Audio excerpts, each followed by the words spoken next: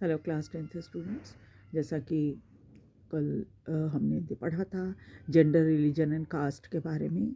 आज हम आगे पढ़ेंगे विमेंस पॉलिटिकल रिप्रेजेंटेशन। महिलाओं को कितना पॉलिटिकल रिप्रेजेंटेशन मिला है पॉलिटिक्स में, उसके बारे में थोड़ा जानेंगे। वैसे तो इस पॉलिटिकल रिप्रेजेंटेशन, महिलाओं को पॉलिटिकल रिप्रेजेंटेशन में कितना वो आगे हैं या महिलाओं को कितना पॉलिटिकल रिप्रेजेंटेशन मिलता है, ये सभी जानते हैं। Yet issue related to women's being well-being or otherwise are not given adequate attention। लेकिन फिर भी जो महिलाओं से संबंधित इश्यूज हैं या और दूसरी जो बातें हैं, उसको कभी भी ज़्यादा ध्यान नहीं दिया जाता। This has led many feminist and women's movement to the conclusion that unless women control power, their problem will not get adequate attention. इसीलिए चूँकि अब तक ज़्यादा ध्यान नहीं दिया गया था, तो ऐसा बहुत सारे जो महिलाओं के संबंध में बातें करती हैं, ऐसा जो आंदोलन करने वाली हैं, विमेंस मूवमेंट से जुड़ी हुई महिलाएं, उन लोगों ने ये अर्थ निकाला कि जब तक महिलाएं खुद पावर में नहीं आएंगी, कंट्रोल नहीं करेंगी पावर को, उनकी प्रॉब्लम को कभी भी ध्यान नहीं दिया जाएगा। One way to ensure this is to have more women as elected representative। और एक तरीका इस चीज़ को, यानी कि महिलाओं पर की बातों पर, उनकी ज़रूरतों पर ध्यान दिया जाए, एक तरीका ये हो सकता है कि ज़्यादा से ज़्यादा महिलाएं इलेक्टेड होकर, यानी कि इलेक्शन में खड़ी हों और जीत कर पार्लियामेंट में आएँ और फिर अपनी बात को सरकार के सामने रखें। In India, the proportion of women in legislature has been very low। महिलाओं में तो आपने देखा ही होगा बहुत कम है संख्या लेजिस्लेचर में, चाहे वो केंद्र का हो, एमपी की बात हो या एमएलए यानी राज्यों की बात हो। For example, the percentage of elected women member in Lok Sabha has crossed 10% of its total strength for the first time in 2009। और ये देखा गया कि वैसे तो बहुत ही कम रहती है, परसेंटेज बहुत कम है महिलाओं की इलेक्टेड रिप्रेजेंटेटिव्स की, लेकिन अभी देखिए 2009 के अगर आप डाटा को देखेंगे तो देखेंगे कि पहली बार 10% महिलाएं इसमें आईं। Their share in the state assembly is less than 5%। और स्टेट असेंबलीज यानी स्टेट्स में तो और भी हालत ख़राब है, वहाँ तो सिर्फ 5% महिलाएं हैं जो कि पॉलिटिक्स में हैं। In this respect, India is among the bottom group of nations in the world। See the graph below। यहाँ नीचे ग्राफ दिया हुआ है, इसमें आप देखिए कि जो नॉर्डिक कंट्रीज़ हैं उनमें कितनी ज़्यादा पार्टिसिपेशन है महिलाओं की, जबकि भारत में देखिए कितना कम है, 10.8% है। और यहाँ देखिए कितना है, यहाँ पर तो बहुत ही ज़्यादा है, अराउंड 62%, 42% है। तो इस तरह से क्या है, बहुत फ़र्क है महिलाओं के पार्टिसिपेशन में भारत की तुलना में दूसरे देशों का। India is behind the averages for several developing country of Africa and Latin America. और अगर देखा जाए तो बहुत सारी डेवलपिंग कंट्री जो कि अफ्रीका में हैं और लैटिन अमेरिका में हैं, उससे भी भारत में महिलाएं बहुत पिछड़ी हुई हैं, उनकी तुलना में भी अगर इनसे कंपेयर करो तो भारतीय महिलाएं बहुत पिछड़ी हुई हैं। In the government cabinet are largely all male, even when women become the chief minister और द प्राइम मिनिस्टर।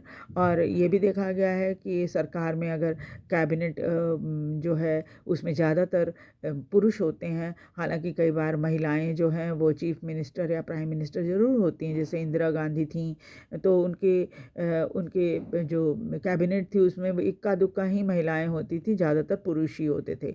वैसे ही कई राज्यों में महिला चीफ मिनिस्टर तो बनी हैं, लेकिन उनके कैबिनेट के सारे मिनिस्टर जो थे वो मेल ही हुआ करते थे। One way to solve this problem is to make it legally binding to have a fair proportion of women in the elected bodies। एक तरीका ये भी हो सकता है कि आप कानूनी तौर पे ये तय कर दीजिए कि भाई महिलाओं का फेयर प्रोपोर्शन इलेक्टेड बॉडीज़ में भी होना चाहिए। This is what the Panchayati Raj has done in India. और यही काम पंचायती राज में किया गया है। वहाँ क्या किया गया है? 1/3 of the seat in the local government bodies in panchayat and municipality are now reserve for women. यहाँ क्या किया गया है? 1/3 सीट जो है लोकल गवर्नमेंट बॉडीज़ में, चाहे वो पंचायत हो गाँव में या शहरों में म्यूनिसपैलिटी हो, महिलाओं के लिए 1/3 सीट रिजर्व कर दी गई है। Now there are more than 10 lakh elected women representative in rural and urban area।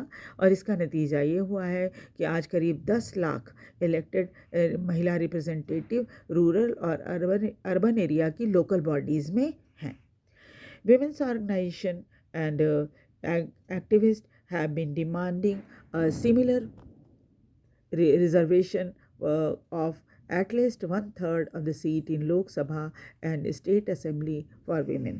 और इसलिए बहुत सारी महिलाओं की जो ऑर्गेनाइजेशन है या जो महिलाओं के लिए लड़ने वाले एक्टिविस्ट लोग हैं, वो लोग हमेशा ही ये डिमांड करती रही हैं कि इसी तरह का जैसे पंचायत और म्यूनिसिपैलिटी में है रिजर्वेशन, उसी तरह से 1/3 सीट जो है वो लोकसभा और स्टेट असेंबली में भी महिलाओं के लिए रिजर्व कर देनी चाहिए। A bill with proposal has been pending before the parliament for more than a decade। और इस तरह का एक प्रस्ताव आया भी था पार्लियामेंट में, लेकिन क्या है, करीब 10 साल गुजर गए, उस पर कुछ नहीं हुआ। और अभी जो आप देख रहे हैं, मोदी सरकार जब आई है उसके बाद से ये इस बिल को पास किया गया है और आने वाले समय में उसको लागू भी कर दिया जाएगा। But there is no consensus over the among all the political parties। लेकिन इसके ये अभी तो फैसला 2023 में आया है ना, इसके पहले जब भी इसके बारे में बात होती थी तो सभी पॉलिटिकल पार्टीज़ जो है कभी एकमत नहीं हो पाते थे। उन्हें समझ में नहीं आता था कि हमें इस प्रस्ताव में स्वीकार करना चाहिए इस प्रस्ताव को कि नहीं करना चाहिए। The bill has not been passed. और इसी दुविधा के कारण ये बिल पार्लियामेंट में पास नहीं हो पाया, जो कि अब हुआ है 2023 में। Gender division is an example that some form of social division need to be expressed in politics। Gender division में एक ऐसा उदाहरण है जिसमें ये एक ऐसा डिवीज़न है, सोशल डिवीज़न, जिसको पॉलिटिक्स में ज़रूर एक्सप्रेस करने का मौका मिलना चाहिए। This also shows that disadvantage group do benefit when social division become a political issue. और एक चीज़ और भी ये साफ नज़र आ रही है कि जो डिसएडवांटेज ग्रुप्स हैं, जिनको ज़्यादा कुछ फ़ायदा नहीं मिल पाता है, उनको ज़रूर इस बात के लिए बेनिफिट मिला है कि अगर वो पॉलिटिकली कोई बात उठाती हैं तो उससे उनको फ़ायदा होता है। Do you think the women could have made the gain we noted above if their unequal treatment was not raised in the political domain? क्या आपको ऐसा लगता है कि महिलाओं ने चूंकि पॉलिटिकल डोमेन में के लिए लड़ा और इस वजह से उन्हें बहुत कुछ हासिल हुआ है? आपको क्या लगता है कि ये बात सही है या नहीं? मुझे तो बिल्कुल सही लगता है कि जब उन्होंने पॉलिटिकली इशू को उठाना शुरू किया कि नहीं, महिलाओं को भी समान दर्जा मिलना चाहिए, या वो भी डिसएडवांटेज ग्रुप हैं और उनको भी रिजर्वेशन मिलनी चाहिए, तो मुझे तो ये बात बिल्कुल सही लगती है। और महिलाओं को तब तक रिजर्वेशन मिलते रहना चाहिए जब तक वो पुरुषों के बराबर ना हो जाए, यानी कि पार्लियामेंट में उनकी संख्या भी उतनी न हो जाए। बाकी आप तो जानते ही हैं कि नौकरी के मामले में या और दूसरी तरह के काम करने के मामले में महिलाएं अब बहुत आगे आ रही हैं और आने वाले समय में उनको कई ऐसे फील्ड हैं जहां महिलाओं को अभी तक पहुंचने का मौका नहीं मिला है, वो वहां भी पहुंचेंगी। आपने देखा ही है, आर्मी में भी अब महिलाएं आने लगी हैं और दूसरे और क्षेत्र में भी महिलाओं ने काफ़ी आगे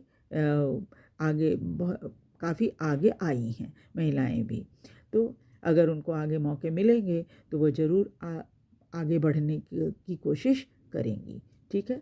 सो नेक्स्ट क्लास में हम दूसरे टॉपिक को, इसी चैप्टर की दूसरी टॉपिक को लेंगे। Thank you.